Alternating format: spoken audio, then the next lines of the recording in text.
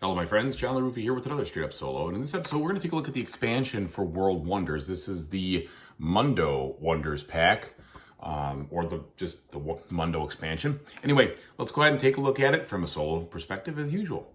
Okay, folks, and as usual, please like and subscribe to my YouTube channel if you haven't done so already. And if you have, I really appreciate that support. So here's basically what you do in this, what you get. You get about, you get 9 more wonders in this one, okay?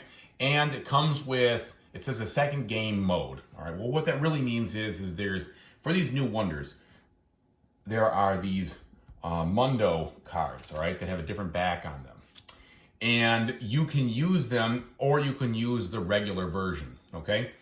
And when you use the regular version, they pay out, you know, like a point for building that wonder, or maybe a point in a resource.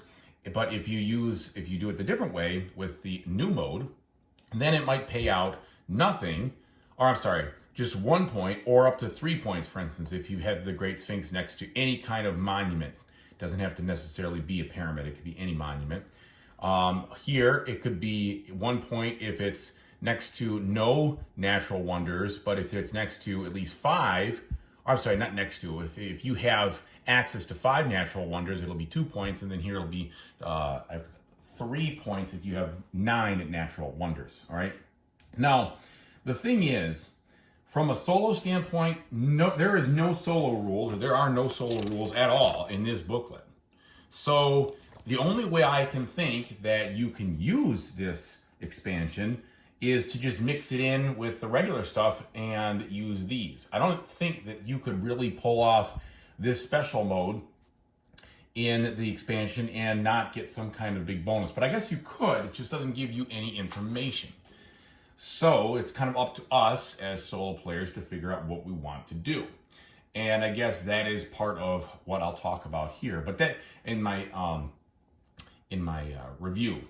However, that's all you're getting, okay? So you just get more of the normal game, so more of the monuments, or you get this other game mode, which may or may not really work solo. You got to figure that out on your own. All right, now I'll let you know what I think about it.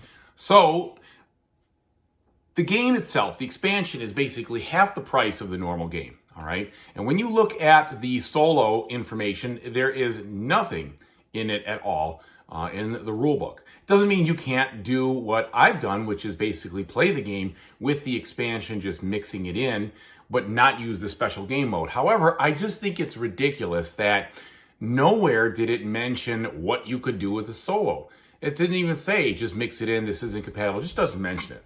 And I just think that's kind of chintzy, to be honest. You know, I'm not trying to be a snob about the solo games and saying, you know, every game should have a solo mode or whatever. But the base game does, and this one just has no mention of it. And it seems to me it'd be pretty simple for them to put a little thought in and a little balancing into how do you play with the new game mode from a solo standpoint. And I say that because it's a little bit misleading. You know, these new wonders could be worth up to 3 points. Now, so let's say I put it I do 2 columns, right? I do 1 column of wonders on the right side, which is the Mundo, and the other one that's the normal one. And I use the AI rules exactly the same way where it selects one or the other.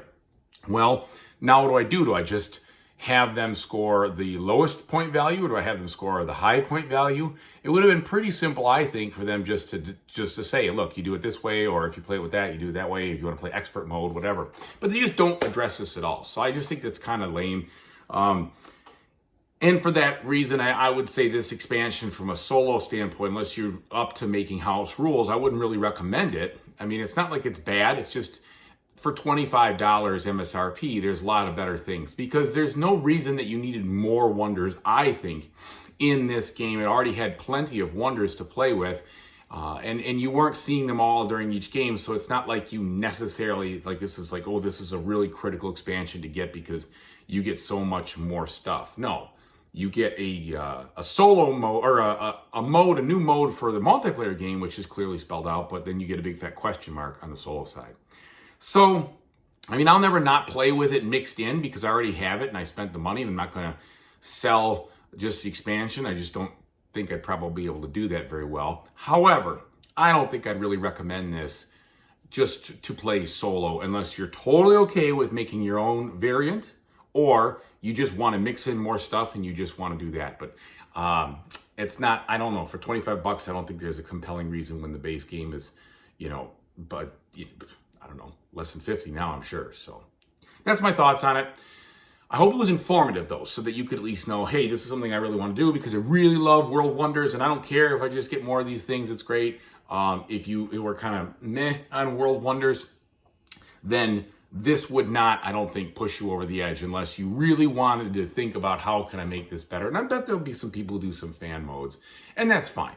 But for me, I just think they should have addressed it in the rulebook or otherwise. Anyway, thank you so much for watching. I really appreciate it. And whatever you do in the future, I really hope you have a fantastic time doing it. Take it easy, everybody.